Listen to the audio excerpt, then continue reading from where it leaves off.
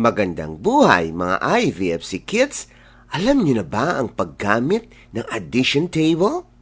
Ito ay isang magandang pamamaraan para sa mga nagsisimula pa lang pag-aralan ang addition pati na rin ang subtraction. Madali lang ito. For example, 2 plus 1 is equal to what number? 2 plus 1 is equal to what number? Let's repeat. 2 plus 1 is equal to 3. Ngayon, tingnan naman natin kung tama ang addition table. First step, you have to find the number 2. How many sticks do we need to add? It is 1. Therefore, we have to move 1 step to the right. Therefore, the number is 3. Next item, what is 6 plus 1? 6 plus 1 is equal to 7. Now, let us validate our answer to the addition table. Can you see the number 6? Yes, there you are, number 6.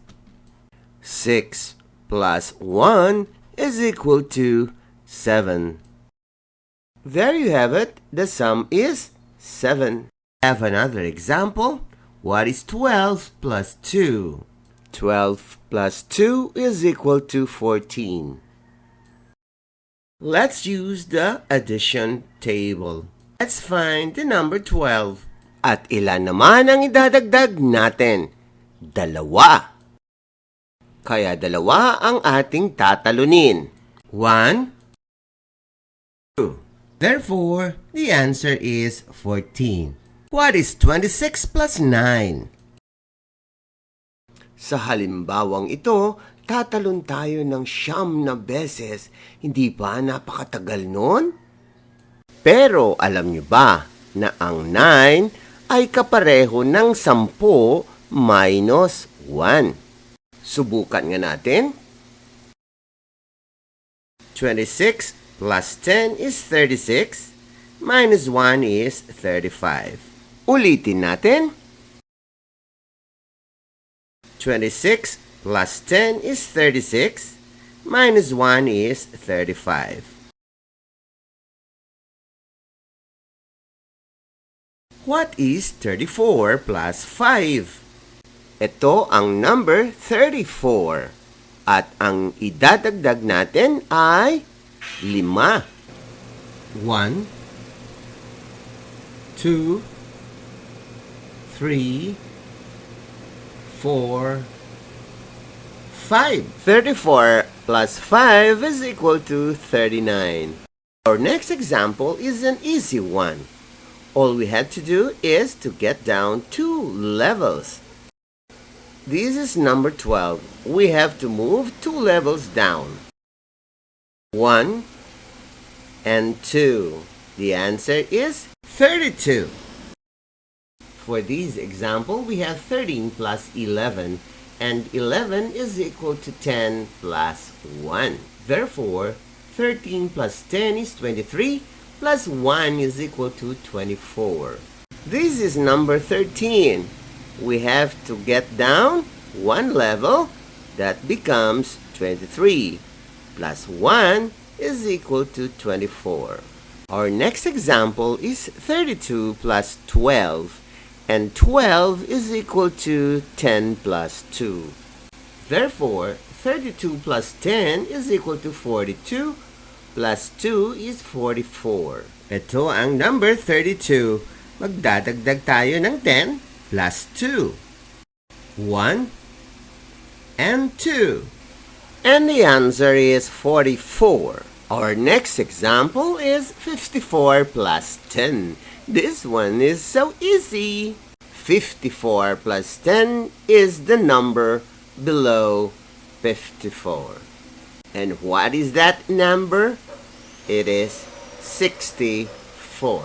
This is the number 54. 54 plus 10 is the number below 54. Therefore, 54 plus 10 is equal to 64. Repeat, 54 plus 10 is 64. Next item is 57 plus 11. And 11 is 10 plus 1. Therefore, 57 plus 10 is 67, plus 1 is 68. This is the number 57. Plus 10 is equal to 67, plus 1 is equal to 68. What is 64 plus 12?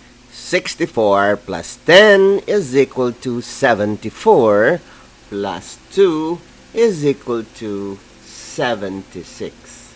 This is number 64. Plus 10 is equal to 74, plus 2 is equal to 76.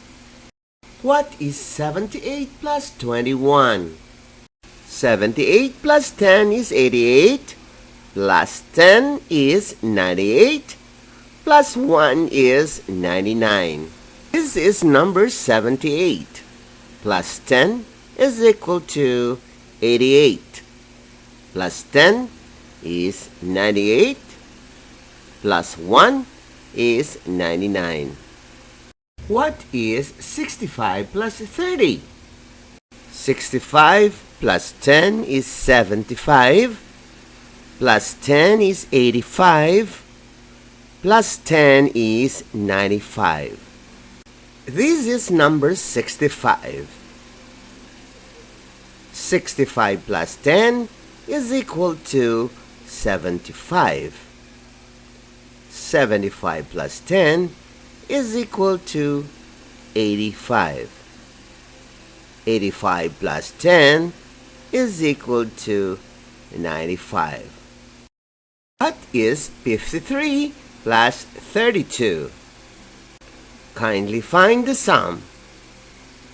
Alright, can you tell me the answer using this addition table? 53 plus 32 is? The answer is 85.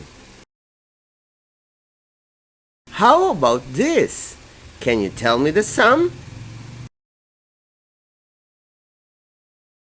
Using this addition table, can you find the sum of 53 and 19?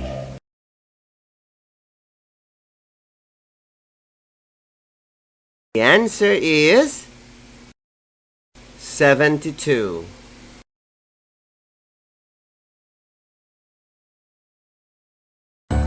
Isang malaking blessing po ang maging part ng I Volunteer for Filipino Children. Maraming salamat po kay Sir Edward sa pagtuturo niya sa mga bata, lalo na po sa anak ko, si Pio na nasa kinder pa lang. Pero sa loob po ng 3 linggo, marami na po siya nalalaman na po sa math, sa tamang pagbabasa at sa tamang pronunciation of words. At malaking tulong po ito sa mga paggulang din na katulad ko. Sa mga magulang na gustong isali ang mga anak upang mas lalo silang magiging mahusay, mangyari po lamang makipag-ugnayan sa mga admin. I-search lang sa Facebook ang IVFC Early Learners Info page. Ito ay isang libreng serbisyo mula sa I Volunteer for Filipino Children.